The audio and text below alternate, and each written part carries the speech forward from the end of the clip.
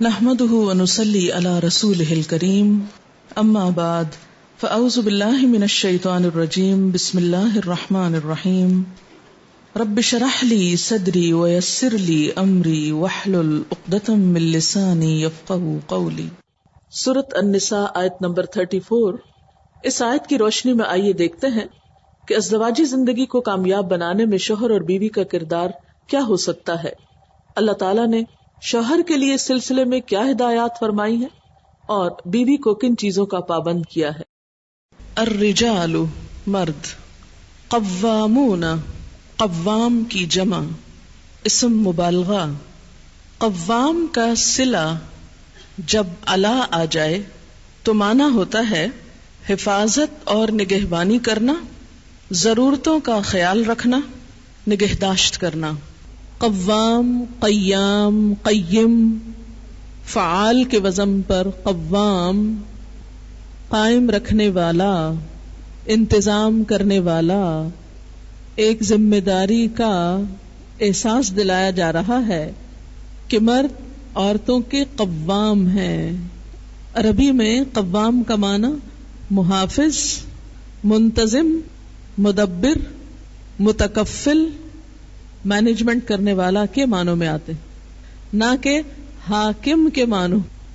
حاکم بھی چونکہ انتظام کرتا ہے ایک مملکت کا، تو اس لیے اس کا ترجمہ مفہوم سمجھانے کے لیے حاکم کر دیا گیا، جبکہ لفظی ترجمہ حاکم نہیں ہے، منتظم ہے، قائم رکھنے والا، مینٹین کرنے والا، مینجمنٹ کرنے والا، یعنی ایک خاندان کی۔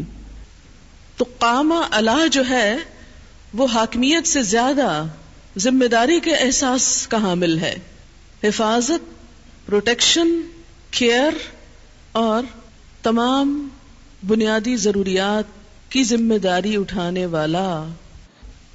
اس معنی کو جو ابھی میں نے کیا ہے آپ کے سامنے، اسے ذہن میں رکھ کر ایک شوہر کے رول کو اسلام نے جس طرح ڈٹرمن کیا ہے اسے محسوس کیجئے۔ الرجال قوامون علی النساء، مردوں کو عورتوں کا قوام بنایا گیا، ان کی حفاظت اور نگہداشت کا ذمہ دار بنایا گیا، ان کی ضروریات کو پورا کرنے والا بنایا گیا۔ کتنا پیار آتا ہے اللہ تعالیٰ پر کہ اتنا مہربان ہے ہمارا رب کہ اس نے ہمارے لیے اتنی سہولتیں فراہم کی، اتنے حقوق دیے، لیکن ہماری نگاہ نے اس نعمت کو محسوس نہیں کیا، اور شاید وجہ یہ تھی کہ ہمارے مردوں نے اپنی ذمہ داری کو محسوس نہیں کیا اور اپنی ذمہ داری ادا کرنے کی کوشش نہیں کی۔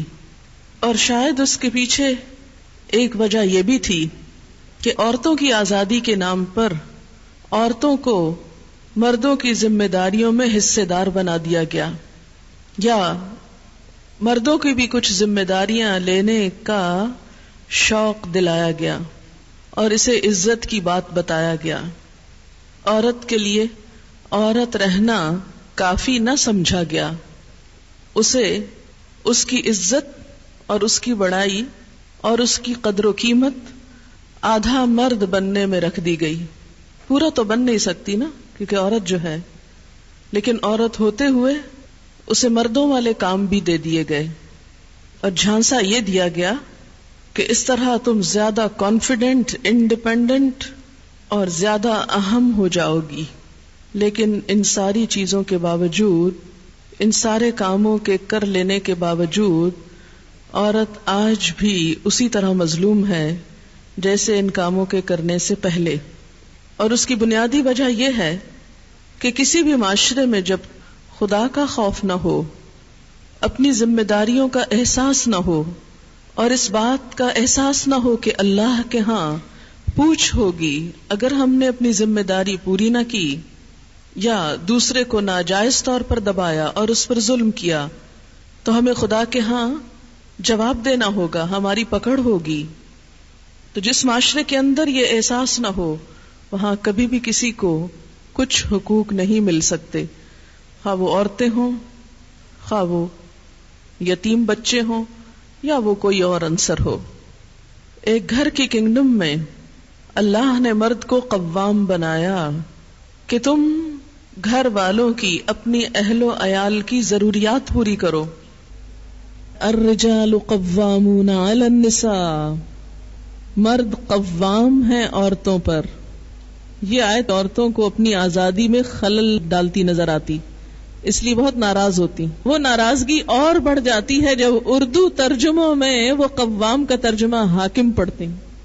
یہاں بیسیکلی خاندان کو ایک چھوٹی سی سلطنت سے تعبیر کیا جا رہا ہے کہ گھر کی دنیا ایک چھوٹی سی کنگڈم ہے.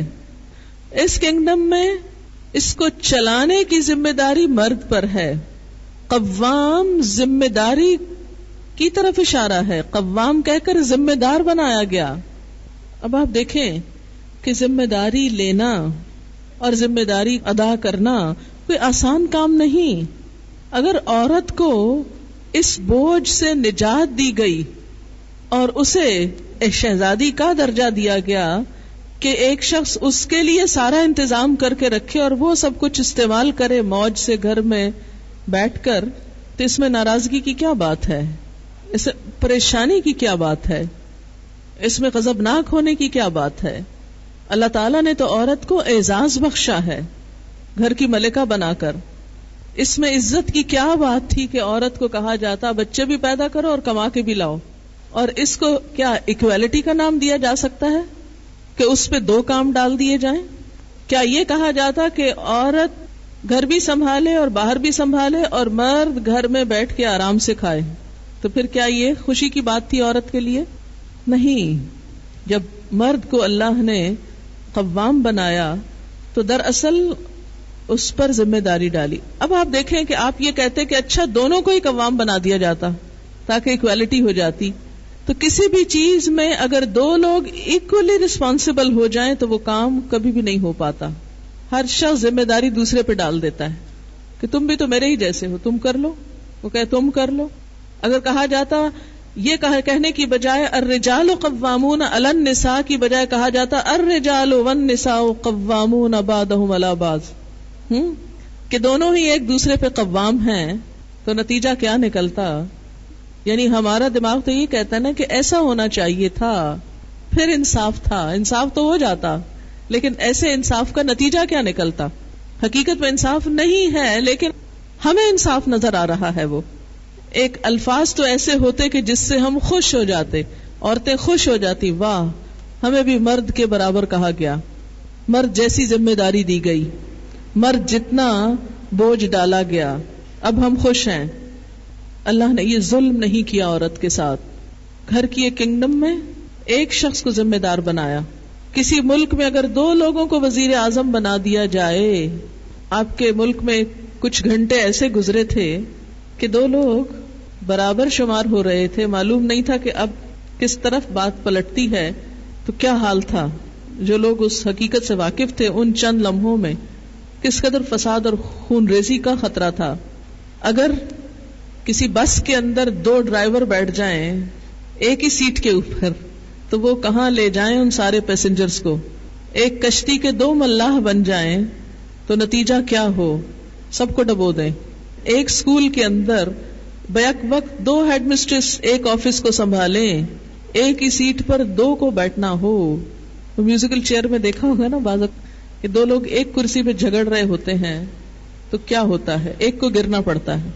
کسی بھی ادارے کے انتظام کو چلانے کے لیے ایک ہی شخص کو ذمہ دار ہونا پڑتا ہے اور باقی اس کے ماتحت کام کرتے ہیں. لیکن ہم کسی اور ادارے میں تو اس ناراضگی کا اظہار نہیں کرتے. گھر کی دنیا میں ہم ناراض ہونے لگتے ہیں کہ ایسا کیوں کیا گیا، حالانکہ یہ ایک انتظامی ضرورت تھی. الرجال قوامون علی النساء بما فضل اللہ بعضهم علی بعض. یہاں وجہ بتائی جا رہی ہے کہ مرد کو قوام کیوں بنایا گیا. کیا وجہ ہے؟ کیونکہ اللہ نے ان میں سے بعض کو بعض پر فضیلت دی ہے. یہ فضیلت کس چیز میں ہے؟ صرف مرد ہونے میں نہیں، بلکہ یہاں مراد ہے عقلی اور جسمانی قوت.